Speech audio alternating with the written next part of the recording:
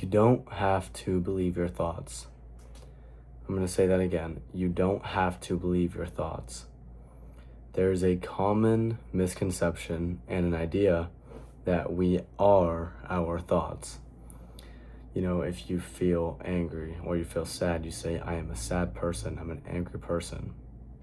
And we associate ourselves so closely with our thoughts. And I believe that this causes a lot of suffering, because the fact of the matter is we are not our thoughts. We are the consciousness, the awareness in which these thoughts appear in front of, right? So we are the consciousness that is aware of the thoughts. And that is a massive concept. That's not an easy thing to understand. I am still trying to wrap my head around that concept, right? I think it takes a lifetime of work to understand that concept, if not many. However, we can still apply it into practice. And I want to first start by saying, why is that important? Why does it matter that we understand that we're not our thoughts? And to me, a part of why it matters is because people assume, as I previously said, they assume that they are angry or they assume that they're sad. And not only does that make us truly believe these things, but what that actually means is that, when you believe a thought, you charge it with intention. So if you have thoughts in your head that say I'm angry, and you believe it, and you charge it with that intention, you charge it with that energy of belief, it has the energy to manifest into your life. And what that means is that your whole world is going to seem to you as if it's making you angry. It shifts your worldview to be that of an angry person, and it's going to actually manifest in your life in the form of anger. So that's a lot of words, but what that really means is, if you believe you're angry, you're going to be angry. If you believe that you're sad, you are going to appear to yourself as sad. And understanding that you're not your thoughts creates a space in which, I am my consciousness, I am the consciousness, and the anger or sadness comes up, and I see it come up, and I see it as nothing but a thought. Just a thought, right? Just a thought. And unless I charge it with belief, it's meaningless. It has no effect on me. It's when, you believe these thoughts and you allow them to enter your conscious mind and then integrate into your subconscious, then they can harm us. They can harm our lives and manifest into our reality. However, this doesn't happen unless we allow it to. And what that means is, a thought comes up and we have two options. We can cling to it or let it go. Clinging to it, Clinging to it means that it can become integrated. It's charged with belief, and we associate ourselves with it, and we think, oh, I'm frustrated. I shouldn't have done this. I shouldn't have done that. And we get ourselves all caught up and taken into the emotion. That's the first option, right?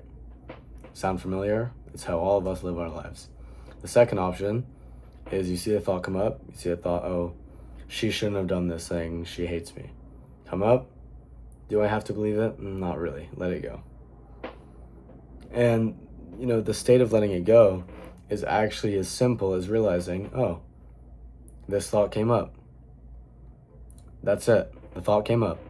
And it has no power unless I give it the power. And I think it's similar for, how we react to people's emotions about us, to how people feel about us. It's similar to any aspect of life, because all of life is an internal dialogue.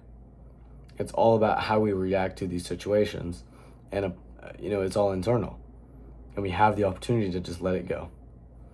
And that's what Michael Singer talks about. All of this is Michael Singer's work in a nutshell, is that you are not your thoughts, you are the consciousness behind them. And you have the ability to let these thoughts go, to fully experience life.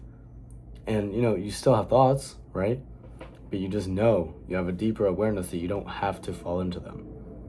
And I heard somewhere that the number one symptom of any mental warfare is believing that you have a mental warfare.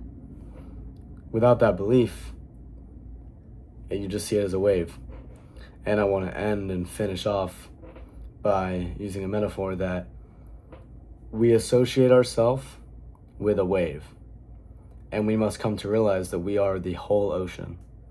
And I think this metaphor is great. I think not only can it be used for we think we are our emotions, but really we are the consciousness that's aware of them, the wave being the emotions and the ocean being our consciousness.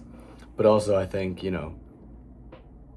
we think we're an individual wave, but really we are one with all as the ocean. So I'm sorry, I have a cough, so I've been kind of talking lightly to avoid that. But thank you guys for watching. I have been trying to talk a little slower in this video to really get this articulated. And, I think I will talk about this again and again and again because I think it's so important. And it's one of my favorite teachings, that you are not your thoughts, you are the consciousness behind them. So thank you guys for watching. I hope this makes sense, and I will see you all very soon.